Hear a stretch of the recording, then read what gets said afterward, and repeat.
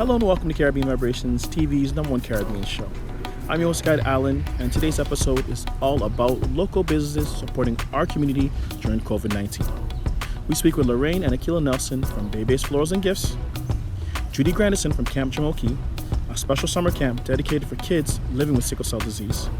But first up, we speak with Daniel Maveneka and Jonathan Hood from Ontario Online Schools about their offering, including some special courses needed in these current times. Right now on Caribbean Vibrations. You're watching Caribbean Vibrations TV, and we are coming to you as we practice social distancing for our community business episode.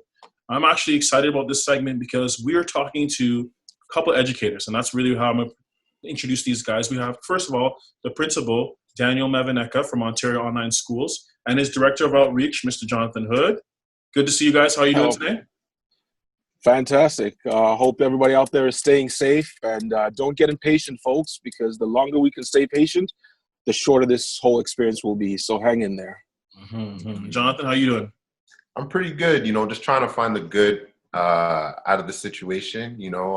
Things happen, and you have to take the good with the bad. But really, it's I think this is a perfect time to kind of look inward, spend time with yourself, spend time with your creator, spend time with your family, and really get to learn and get closer and bond. So I hope people are motivated to do that and are learning and growing. I love that. Now, we're talking to you guys today about the school, Ontario Online Schools. We know about the situation in our community with education, the curriculum, and all these things. So what is the curriculum at Ontario Online Schools, and how does it talk to our community? Well, the first thing that everybody should know about Ontario Online Schools is that we are a government-inspected private school. So you can have an expectation that your child will be taught at least what's covered in the regular brick-and-mortar day schools. We teach all our courses according to the Ontario curriculum. Where our difference is that we really try and are more successful at adjusting how students are taught. So, for example, by day, I'm an English teacher, and there's nothing in the curriculum that says that you have to read Shakespeare or Great Gatsby, for example. There are skills in all the different courses that students need to learn, and often, and these skills can be taught using a variety of texts. And so, I think that educators need to be more mindful of what they choose as the tool to teach the students these skills. And we're really trying to reach the students where they are. Use stories that are relevant to their lives, because if they can see themselves in what's being taught, they're going to learn better than if it's completely out of their realm of understanding. Then they're just memorizing, and that's not true learning. So that's the biggest distinction. We're a small school, we're online, we're much more agile than I think a regular school would be, but that agility does not take away from the quality of the education. In fact, some would say that it is better this way than in the traditional sense of the way. Okay. Now, Jonathan, as Director of Outreach, what are some of the things that you see as a problem for Black students in the current curriculum? Ooh. How much time do we have? Well, I grew up here. I was born here and grew up here, and I had a really tough time. I equate it to kind of a story of a seed growing into a plant, and every seed needs water, sunlight, and soil. The sun being the love that shone down on you, the water being what's poured into you, and the soil being the environment. And typically, the environment alone in which we're being taught to learn in was not the best environment for me. I was a young person with a lot of energy. It was tough to sit still. It was tough to learn about people who didn't look like me. It was very frustrating when I asked my teachers why I'm learning this, and instead of telling me, something about history, it's important to learn about Canadian history because you're from here and it builds upon the foundations. They told me, you're learning this because I said so. And as a young man, testosterone's running high. That's not the best thing to say to me. But at the end of the day, I'm the one who gets in trouble if I say something back, right? So I actually ended up moving schools, as it wasn't until I was put in a new environment with people who looked like me and cared about me beyond my performance in academia that I felt like I belonged. And I was able to thrive. right? Like I wasn't afraid to answer questions. I wasn't afraid to get involved in extracurriculars. I was on a student council. I read announcements in the morning. I played 3 sports. I was a leader in my school. But all that couldn't happen in my first environment because it just wasn't conducive to my growth, right? So one of the biggest things, and I'm a huge proponent for mentorship, being able to address the emotional and behavioral side of learning. If a student comes into class frustrated because of the situations they live in, because of their family situations, because of anything that can influence you as a human being, right? You're probably not in the mental and emotional space to maximize your learning. So if we can address those things first, make students feel like they belong, then we have a chance to teach them and to teach them things that matter so that they move forward in life rather than kind of stay in a perpetual cycle. I love that. And actually brings me to my final question for Daniel is that when we were speaking, you told me some of the curriculum because you guys will do credits from grade 9 to 12. Or what's the year? Eventually we'll do 9 to 12, but right now we're focused on the grade 12 classes with sort of thinking about students who are affected by COVID right now. So they were in the middle of a semester and who knows how this will work out. They might get that credit, but then we had some students who were planning to take night school and summer school, and that's been canceled. So right now we're focusing on that. And we're also mindful that perhaps the online learning environment isn't ideal for grade 9s and 10s, but for a grade 11 or 12 student who knows where they want to go. And I think I mentioned in the last conversation we had that being an immigrant myself, I really thought about what the immigrant experience of education is. Not all of us can structure our days that from 8:15 until 2:45, we're in a classroom, then we go home, we have our little lunch, and then we can work for 6 hours on schoolwork. Sometimes we need to juggle parenting, childcare, and work as well. So this is what sort of influenced how we structure the school. Because you told me about 2 really interesting courses you have that I think our audience would love to hear about. Okay, yeah. So like the curriculum, one of the courses that I've always wanted to teach in regular school is the social justice course.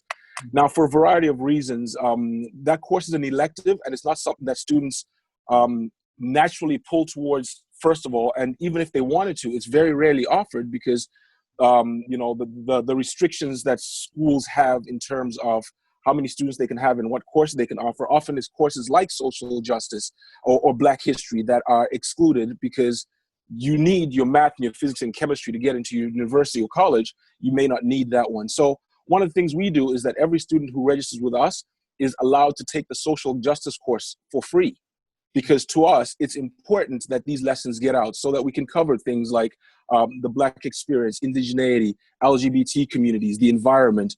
And so it's almost like a bonus. You came to do your math here, but as we're helping you your skills in your math, we're going to also give you the opportunity for free to take a social justice course, which has high school credits as well. So that can count as one of your electives, but you get to learn something, right? Because a lot of people have this idea that online learning, you log on, you do the work, you submit it, the teacher marks it, you get it back, and 20 weeks later, it's done. But like what Jonathan said there, we have to think of the whole child. And so we have office hours, for example, where you can log in and have video conference like we're doing with your teacher or your TA. And it doesn't always have to be about what's on the curriculum. It's career guidance, basically being that adults that they would normally find in a school by going to their guidance counselor or their favorite teacher who may not or may not be teaching them, but now we're providing that online because we really have to rethink how it's being done. The current education system was built in the 1800s so we could train workers to work in factories. Exactly. Well, that economy doesn't exist anymore,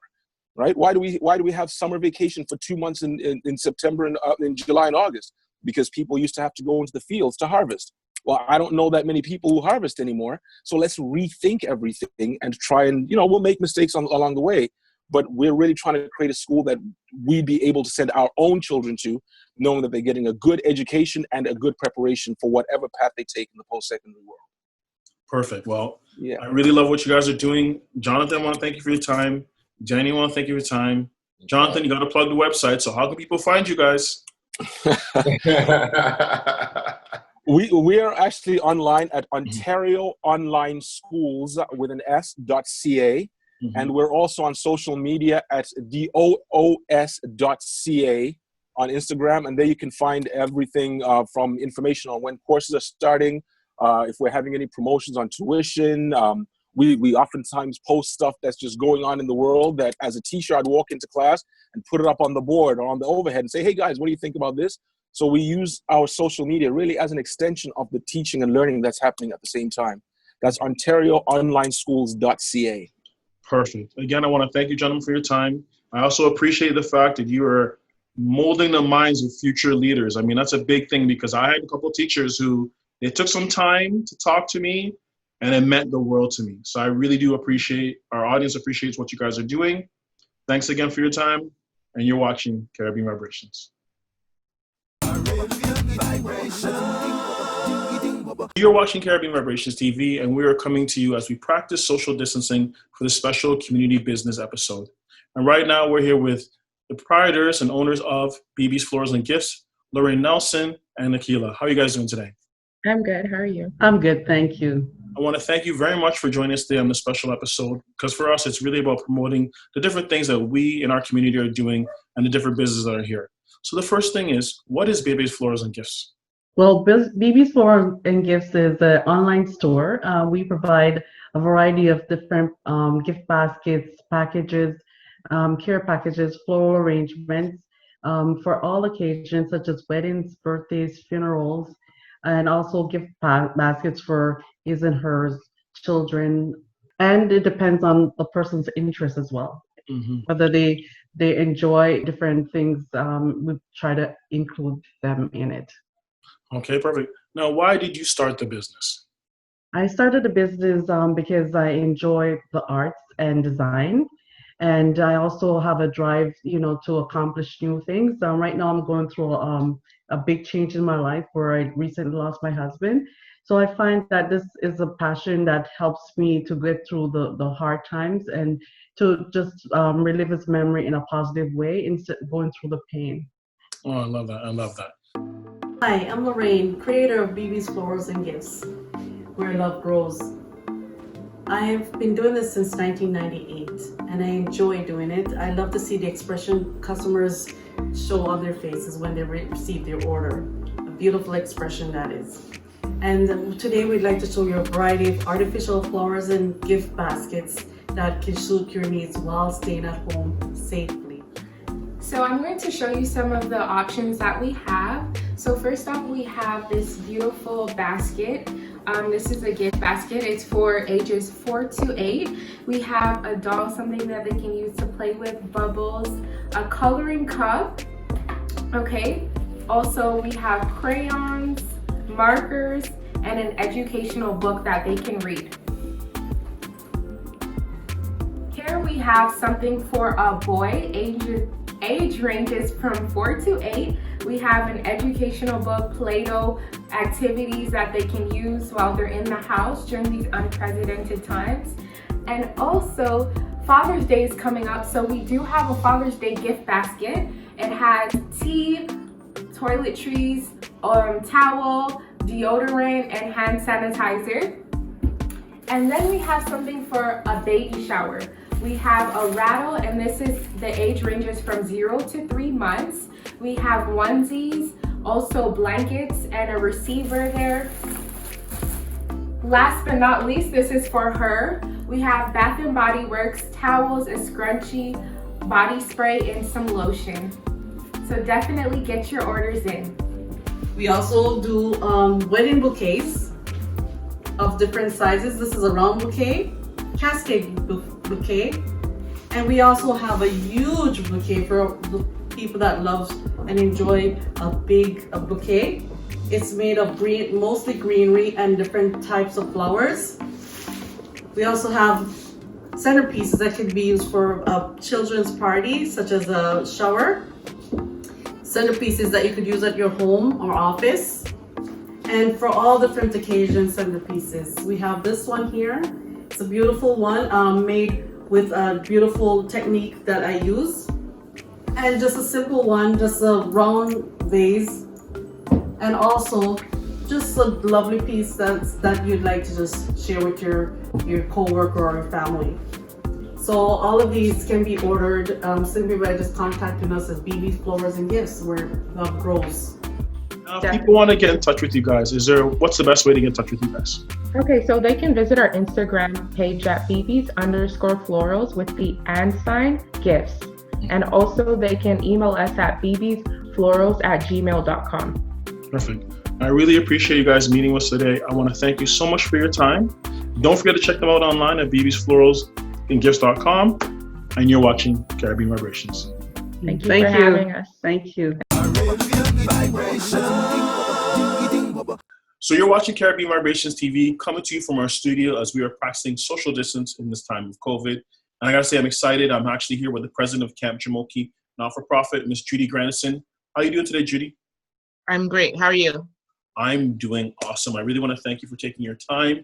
And the first question I have for you today is, how did Camp Jumoke start, and what does the word Jumoke mean? So Camp Jumoke started a while ago. It's been about 25 years ago. It started in 1994. It was a collaboration I was co-founded between the Association for the Advancement of Blacks in Health Sciences, along with Sickle Cell Association of Ontario. And that was in a response to the need that they identified for children with sickle cell disease to have some kind of, outlet where they can have physical activity, experience the benefits of camp. Something that, it wasn't readily available to us for a couple of reasons. The cost factor for the camp, it's a residential camp, so it's over $2,000 per child. And also the lack of medical supervision. So it answered both of those needs. So families who couldn't afford it could send their children to camp and have supervision with doctors and nurses from Sick Kids and other area hospitals. Okay. So that's how it started. Mm-hmm. The word Jumoke means everyone loves the child. So this is the camp where everyone loves the child. I love that. That is an amazing name for that program. Now, how does sickle cell disease affect children in the Afro-Black Caribbean community? Well, it is prevalent in our community, but it is an inherited blood disorder. It's genetic. So while it's prevalent in our community, it's also visible in areas where you have people of color, like Mediterranean countries, sub-Saharan African countries, other areas. And then, in these days and times, there's, a lot more genetic mixing going on. So really, you can find sickle cell disease in anyone, but it is prevalent in the Black dominant community. Mm-hmm, mm-hmm. The way in which it operates is that the blood cell becomes, warped or sickled, and it's not able to travel through the veins the way it normally would, and that's where you get the pain crisis episode that people with sickle cell will experience. I mean, it's a lot more deeper than that, but general explanation is that the warp during a time of crisis, the blood cell warps, the red blood cell warps, and cannot pass easily through the veins, so it's not carrying the oxygen to the organs and tissues that it normally should be, and therefore creating pain in joints and organs in different areas. Wow. Now, you guys do the camp for these children who have sickle cell, and it is at a cost. But with COVID and everything going on, how is Camp Jumoke adapting this year due to the current pandemic situation? Well, at first we were thinking, oh my gosh, camp is lost. What are we going to do, right? Because it's a residential camp. Kids go away to Bracebridge, and stay with our host, Camp Winona, and have 2 weeks of fun in the sun. And then we started thinking, there's obviously other ways that we can do things. So what we decided to do this year is move camp to a virtual setting. I mean, the whole world is going virtual right now, so why can't we? So we've decided that we wanted to move it virtually and offer workshops and different activities for children and youth to do throughout the summer, not just the time that we would normally have camp, but this actually gives us the opportunity to open it up even a little bit more, so that we can do a longer period. Traditionally, we've only done camp for children with sickle cell disease. This way we can invite their siblings along as well to participate. We only have kids in Ontario normally, so this way we can also extend this to children with sickle cell disease and their siblings across Canada. So we're really excited about it. Challenge creates opportunity. That's what we're trying to say. And this is the opportunity that we see. So we want to do that, move it online. I love that philosophy. Now, if people want to find out more information on either how their child can get involved or if they want to support you guys in different ways, how can they do that? There's a couple of ways. We have an email address. So let's say you're interested in registering or you want to volunteer, and we're looking for volunteers, I should say that, volunteers who have a particular skill that they want to share with a child or a young person, whatever the skill may be, that can host workshops on our behalf. So we're looking for those people. We're looking for donors, $20, $200, whatever possible, to help fund it, because we have to buy supplies for the campers to use. We have to, get technology to host all of this. And we also need to give, maybe modest honorariums to volunteers to cover their supply costs. So we're looking for donors and sponsors and anyone who has any talent that they can help and lend to us for this time period. So this is a way that, we could hopefully salvage the summer for our campers as well as maybe a few others along the way. So any help that people can give is greatly appreciated. Well, Judy, I say that as a parent. I say that as a parent of a camper. I'm not just a volunteer, right? Mm-hmm. I have a son who's been camping for 5 years, and I see personally the effect of camp every time he comes back. I see the growth. I see the confidence. I see dirt. He rolls around in the dirt like he never had before, and it's amazing to see. So I want to see if we can just keep that going this summer until we're able to get back to our normal way. Well, that is great. I really want to thank you for being such a positive person and helping so much with Camp Jumoke. I mean, it's a great organization, and thank you very much. Thanks for having me today. I really appreciate it. And you're watching Caribbean Vibrations.